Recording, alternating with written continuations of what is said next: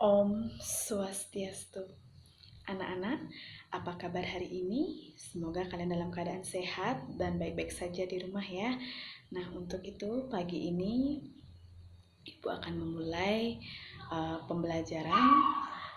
Nah, selamat datang di SMA Ceni Mas Pancasari dan selamat bergabung bagi siswa-siswi kelas 10 baru ya.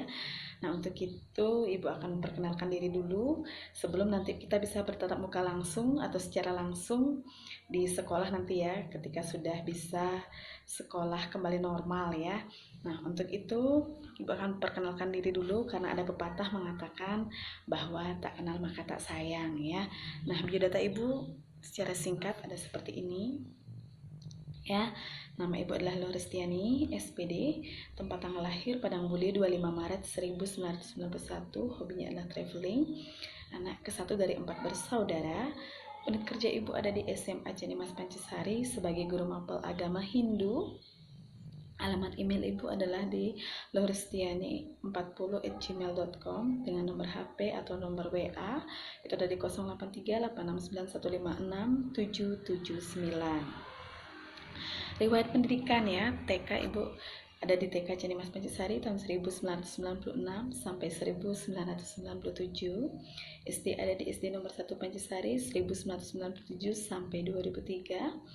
SMP Ibu ada di SMP Negeri 2 Sukesade itu pada 2003 sampai 2006. Nah, SMA Ibu sekolah di SMA Ceni Mas Pancasari 2006 sampai 2009.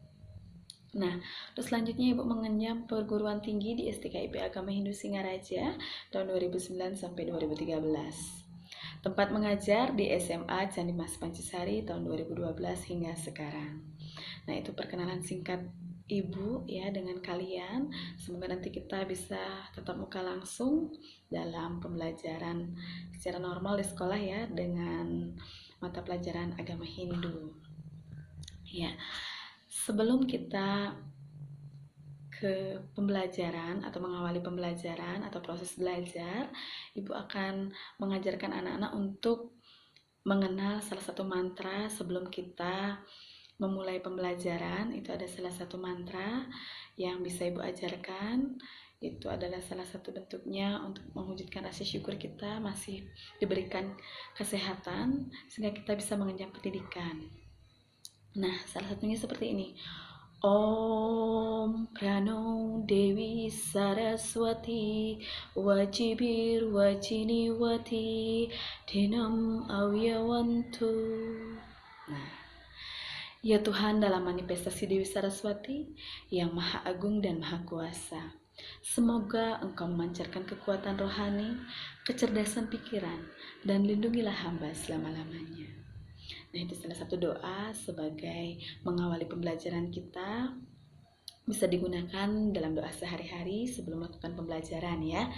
Nah, untuk itu kita lanjut akan memperkenalkan apa yang akan kita pelajari ataupun kompetensi dasar apa yang kita pelajari dan beberapa indikator-indikatornya. Baiklah, kita simak sebagai berikut. Nah, kompetensi dasar yang dicapai adalah memahami hakikat dan nilai-nilainya yang terkandung dalam Kitab Ramayana dengan beberapa indikator sebagai berikut. Indikator pencapaian, hakikat yadnya, dasar pelaksanaan yadnya, tujuan pelaksanaan yadnya, jenis-jenis pelaksanaan yadnya, dan bentuk pelaksanaan yadnya. Baiklah, kita akan mengawali yang pertama yaitu dengan hakikat yadnya. Nah, pengertian dan hakikat yadnya. Yadnya berasal dari bahasa Sanskerta kata yad yang artinya memuja, mempersembahkan, dan berkorban. Yadnya adalah pemujaan, persembahan, ataupun juga korban suci. Yadnya adalah segala bentuk dan jenis pemujaan, persembahan, atau pengorbanan yang tulus ikhlas yang timbul dari hati yang suci demi maksud yang mulia dan luhur. Nah, ada istilah yad yang berarti memuja, mempersembahkan atau korban suci. Ada istilah yajus, aturan tentang yadnya, aturan mengenai yadnya itu namanya yajus. Dan ada istilah yajna, pemujaan, persembahan atau korban suci. Berikutnya ada istilah yajana, karma atau perbuatan atau juga sempurna pelaksanaan yadnya. Nah, Jika orang yang melaksanakan niatnya disebut dengan niyajamana istilahnya ya dalam niatnya.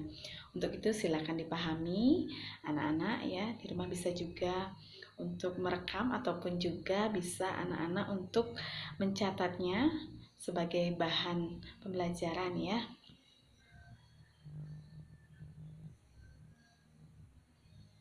Nah, apa sih dasar melakukan hiyadnya ya, dasar pelaksanaan hiyadnya? Dasar adanya hiyadnya itu adalah trirene yang terdiri dari dua kata, yaitu kata tri dan rene ya. Tri artinya tiga, rene atau renam artinya hutang. Maka trirene itu artinya adalah tiga hutang yang dimiliki oleh manusia semenjak lahir. Nah, tiga hutang itu ada apa saja? Ada bagian-bagiannya sebagai berikut. Yang pertama itu ada dewa rene, hutang kepada para dewa atau kepada Tuhan. Yang kedua itu ada pitre rene, hutang kepada orang tua ataupun leluhur. Yang ketiga itu adalah ada resi rene, hutang kepada para maharesi atau hutang pada maharesi. Ya. Berikutnya itu ada hubungan antara trirene dengan pancayatnya. Tadi ada dasar pelaksanaan daripada yadnya yaitu trirene. Nah, dari trirene atau hutang yang dimiliki manusia semenjak lahir akan dibayarkan dengan cara apa? Nah, dengan cara melakukan pelaksanaan panca yadnya. Maka ada hubungannya antara trirene dengan panca yadnya. Nah, yang pertama itu adalah bagian dewa rene yang bisa dibayarkan atau ditebus dengan melaksanakan dewa yadnya atau buta yadnya dengan dua pelaksanaan yadnya. Terus yang kedua, yang berikutnya itu adalah hutang pitre rene ya, yang dibayarkan atau ditebus dengan pelaksanaan manusia yadnya dengan pitre yadnya. Nah, ada 4 sudah. Nah, yang terakhir itu adalah ada resi rene yang dibayarkan dengan cara melakukan upacara resi yadnya. Nah, itulah hubungan antara trirene dengan panca yadnya.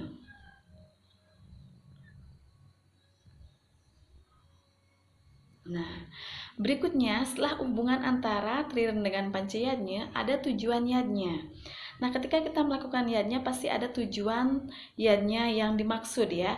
Di antaranya adalah yang pertama itu ada mewujudkan rasa terima kasih kepada Ide Sang Hyang Widiwasa atau kehadapan Ide Sang Hyang Widiwasa dengan cara bersyukur ya, contohnya. Yang kedua, mengamalkan ajaran agama yang bersumber dari Weda. Mengamalkan ajaran agama melakukan yadnya itu yang bersumber dari Weda seperti Sruti, Semerti, Sila, Acara, dan Atmanastusti. Yang ketiga, meningkatkan kualitas diri. Dengan melakukan yadnya manusia itu bisa meningkatkan kualitas diri ya. Yang keempat, dengan melaksanakan yadnya, kita bisa melakukan yang namanya penyucian diri atau melaksanakan penyucian diri. Yang terakhir, sebagai sarana berhubungan dengan Tuhan atau mendekatkan diri ke hadapan Ide Sang Hyang Widiwasa dengan jalan yoga. Ya. Nah, tadi sudah dengan tujuan yadnya, maka sekarang kita akan masuk ke jenis-jenis yadnya. Nah, sudah bisa dilihat di layar ya, jenis-jenis yadnya itu ada dewa yadnya, ada resi yadnya, ada pitre yadnya, ada manusia yadnya, dan ada buta yadnya. Berikut penjelasan mengenai jenis-jenis yadnya. Yang pertama itu ada dewa yadnya. Dewa yadnya adalah hutang korban suci yang tulus ikhlas yang dipersembahkan ke hadapan para dewa. Contohnya adalah pelaksanaan seperti gambar berikut. Nah, ini adalah salah satu contoh persembahyangan di salah satu pura ya, Piodalan itu termasuk ke dalam dewa yadnya ya. Berikutnya ada resi yadnya. Resi yadnya adalah korban suci yang tulus ikhlas yang dipersembahkan kepada para resi ya. Di antaranya bisa dilihat di contoh ya. Nah, contohnya adalah seperti gambar berikut, upacara medikse, upacara ekejati, dwi jati ya. Salah satunya adalah penghormatan kita atau istilahnya adalah korban suci yang tulus ikhlas yang dipersembahkan kepada para maharsi. Berikutnya ada Pitriyadnya. Pitriyadnya adalah korban suci yang tulus ikhlas yang dipersembahkan kepada para leluhur ya. Di antaranya adalah upacara ngaben. Tapi ketika saat ini apa sih yang bisa kita lakukan untuk melakukan pitriyadnya adalah salah satunya adalah menghormati orang tua ya, menghormati orang tua kita dengan tidak melakukan perbuatan yang jelek ya kepada orang tua atau tidak melawan orang tua, selalu taat dan berbakti kepada orang tua, itu salah satu bentuk daripada fitriyatnya. Nah, manusiatnya itu adalah korban suci yang tulus ikhlas yang dipersembahkan kepada sesama manusia. Nah, contohnya adalah upacara-upacara yang dilakukan dari bayi masih di dalam kandungan, disebut megedong-gedongan, sampai bayi lahir. Ada yang namanya juga ketika setelah lahir itu ada juga yang namanya 42 hari atau abulan pitung dina. Ada juga yang namanya 3 bulanan, ada otonan, terus ada munggah dehe, ada raja sewale, terus ada mepandas atau potong gigi ya. Terus ada tingkatannya juga yang disebut dengan upacara pawiwahan atau pernikahan. Itu salah satu bentuk daripada upacara panciyatnya.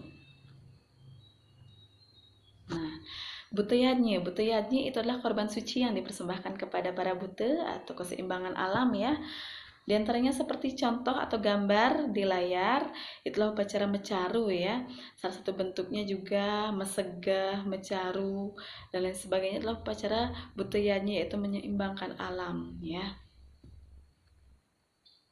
Nah, setelah itu kita akan membahas setelah jenis-jenis yadnya, kita akan membahas bentuk-bentuk yadnya. Nah, bentuk-bentuk yadnya nanti kita akan jelaskan berdasarkan bentuk atau waktu pelaksanaan yadnya. Nah, ada kutipan dalam Bhagavad Gita disebutkan seperti yang sudah tertera di layar ya. Nah, Dravya yajnas tapo yadnya, yoga yajnas tata paren, swadhyaya jenana yajnasja, yataya samhita vrata.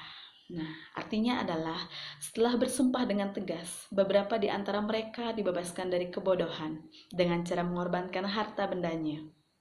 Sedangkan orang lain dengan melakukan pertapaan yang keras dengan berlatih yoga, kebatinan yang terdiri dari 8 bagian, atau dengan mempelajari Weda untuk maju dalam pengetahuan rohani. Nah, itu kutipannya sehingga kita sekarang akan bahas yaitu bentuk atau waktu pelaksanaan yadnya.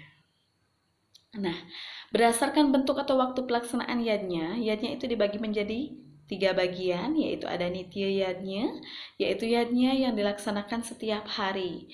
Contohnya adalah Trisandiya, ngejot saiban atau yadnya sese ya.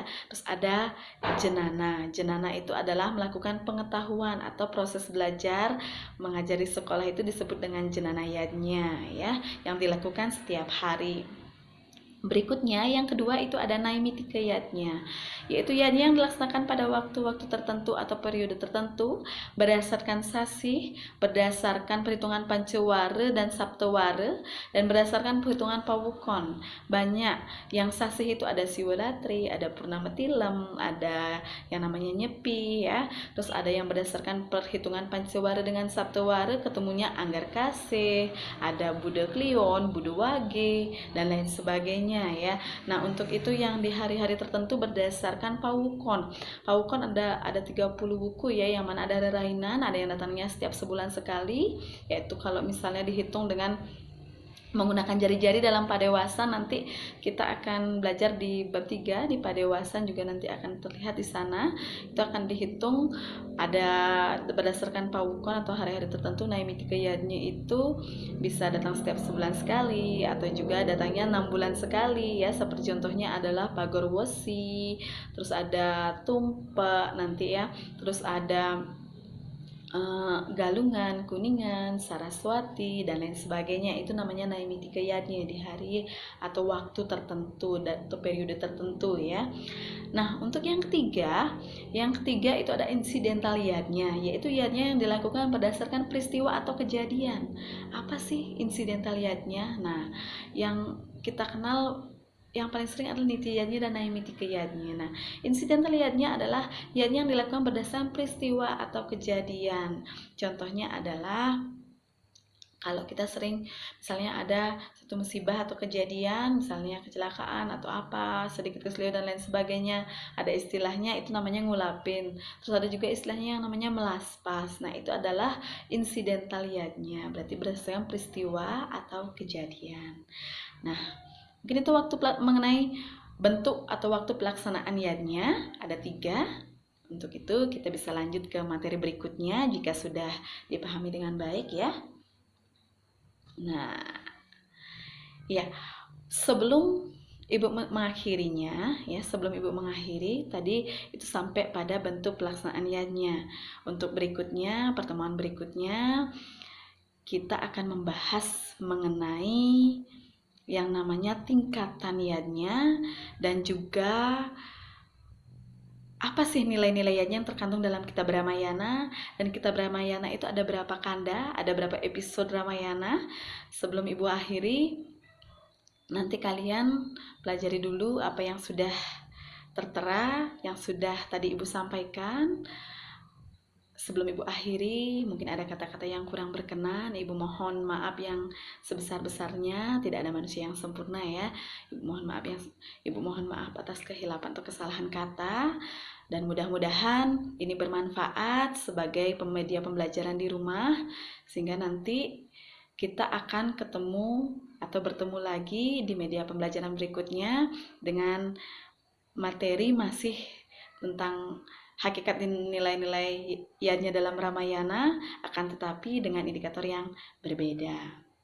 Selamat bertemu di pembelajaran selanjutnya. Ibu akhiri dengan Ibu ucapkan terima kasih dan Ibu akhiri dengan Parama Santi. Om Santi Santi Santi Om.